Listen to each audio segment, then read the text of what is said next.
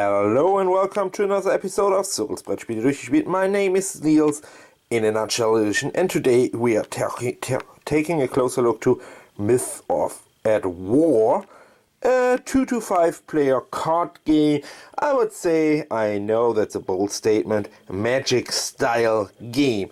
So you're preparing your deck for a fight, and you have some different kinds of cards and things like that.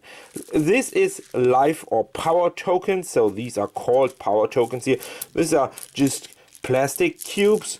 I really like the design of the plastic cubes, however the quality isn't great. The same for the cards. The cards, I really like the design and the art, but the quality is not the best quality ever. What is in the game? What is in the game box? What are the different cards in here? So first of all, you have your pantheons. So these are, let's say, setting cards. They are sideways, 7 different in the base game, and they have this brown background here. They are for the Egyptians here, for the Northern mythology, or for the Japan mythology, or they are for a neutral mythology here, which is gray. There are only 5 cards in the game for this one, so this is a neutral one, and these are fraction affiliated. Then you have the characters of that fraction, the strong characters that everybody could know if he's really deep into these mythologies. Here, for an example, is somewhere the Scorpion King in, but there's also Ra in Milo. So there are a couple of well-known personalities or characters, is Ramses der Zweite, and so on. So here are also Thor in it, as you can see, Odin, Loki, all those characters you know from the Northern mythology. You also have resources, you have events in here, and then you're done with this brown deck. The brown deck is called the Oracles deck. You build stacks out of 4, so you build a deck 20 cards of oracles, or the so-called god decks. So you create 20 cards, at least 20 cards out of this god decks, and divided them in 4 different stacks. I show that to you in a minute. Then you have, on the other hand of the table, you have this other tile of cards here. These have a green blue background, and you can have either equipment in it, you can also have actions in it. These are all action cards, a bunch of action cards, as you can see, and you can so-called invocations in it, or let's say spells. So this is your design deck. You will only have 1 stack of designs in your player area with 30 or more cards, and you will have 4 stacks of these god cards with 20 or more in total. Let's assemble a setup just shortly to show you the game. So this is how a table could look at the beginning of a game. You have here your oracle stacks, 1, 2, 3, 4, and you have your design deck in the middle. You can also put it like this. This is up to you, whatever you prefer. However, I like it, have my design deck in the center. You also have your affiliation deck or your location here. This guy has Asgard, this has the Japanese guy. Indicated here is the power you have at the beginning of the game. So what you're doing on your turn is, you first of all, in the first phase, you flip over these cards here. Again, there could be characters in it, like it is. There could be also events in it, like sometimes that will happen, or there could be resources in it.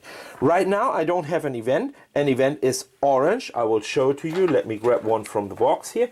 So this is an event indicated by the symbols here, but it's not, as you can see in here. So I only have 1, 2, 3 characters and 1 resource.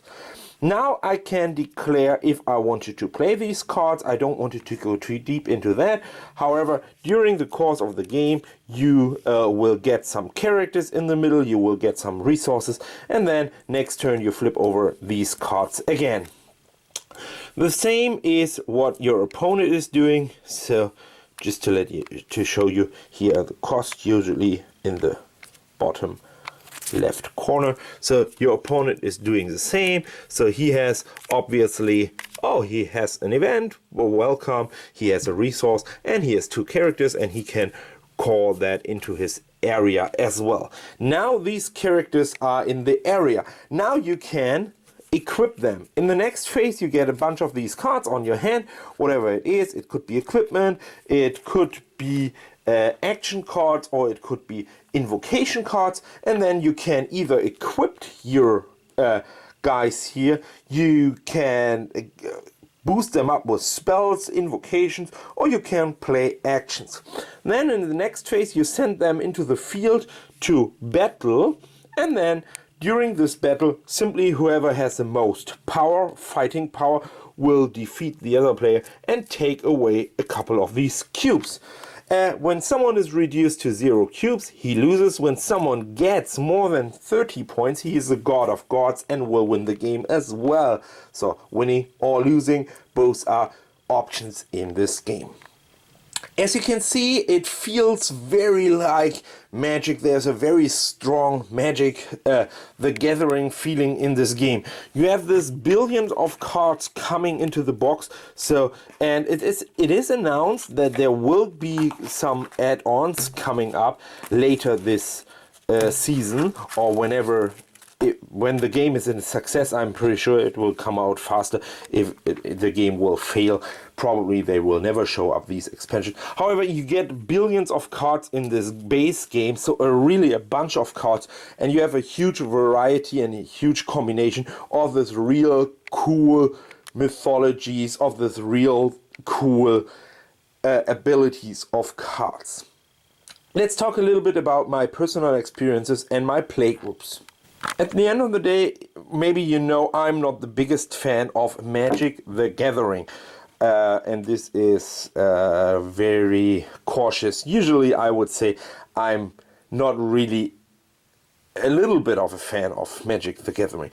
However, this 2-player confrontation card game, they are big in the United States, they are big in Europe. So you cannot avoid these 2-player confrontation card game decks. Even if this box says 2 to 5 players, the base version is technically 2 players, 1 on 1 face to face. So and yeah, some people, I have to say, they like every type of game in that category.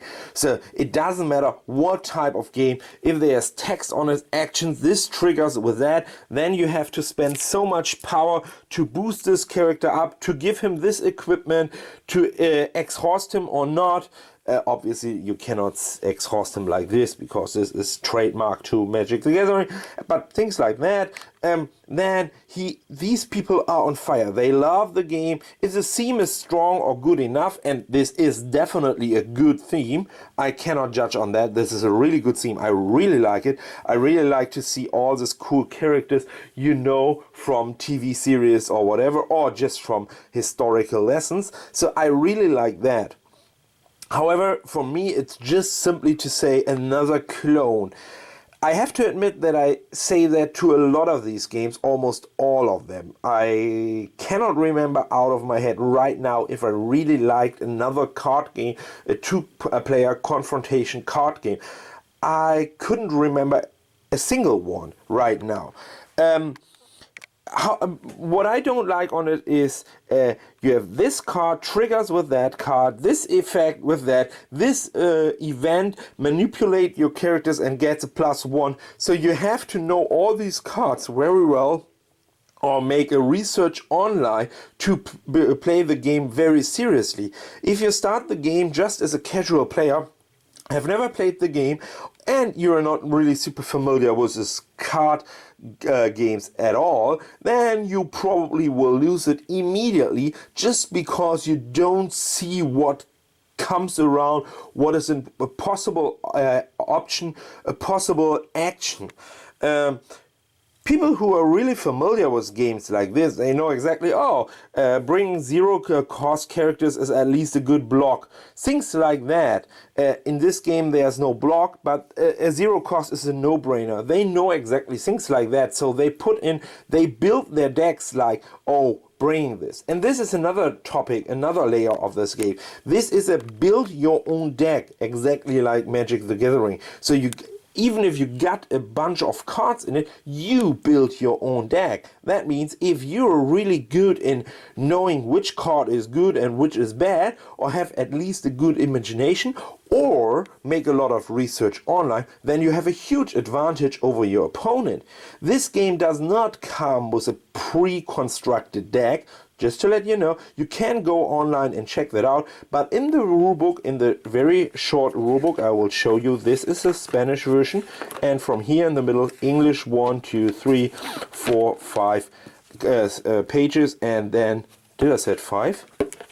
1, 2, 3, 4, 5 pages, and the last page where you only see the setup. So in this rulebook there is no pre-constructed deck, so you have to make a little bit research online to play that game very seriously, or, which is also an option and which I liked and enjoyed the most part of, playing that with two people who are not super big in card games, just casual, without any pressure of winning the game. Then it could be fun.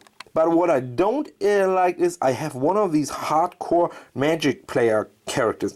I said, let's play this one. This is from GDM. He knows, yeah, I know that game. I researched a little bit about that. So when I showed up at his door, he knows everything about the game. I wanted to taught him the rules. He said, no, I don't need that. I know the game. I said, wow, you don't even own the game? Yeah, but I looked up online a little bit, and then he crushed me immediately because he knew exactly how to prepare his deck. And I said, okay, well, this is exactly the persons I don't want to play these games with.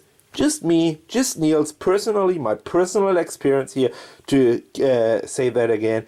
This is the person I don't want to play Myth of War with. Why? Because he is just making this research. He's taking games like this so serious. He is crushing me, and he's always thinking, hey, what a great game. And I thought, no, for me it was not a fun game at all.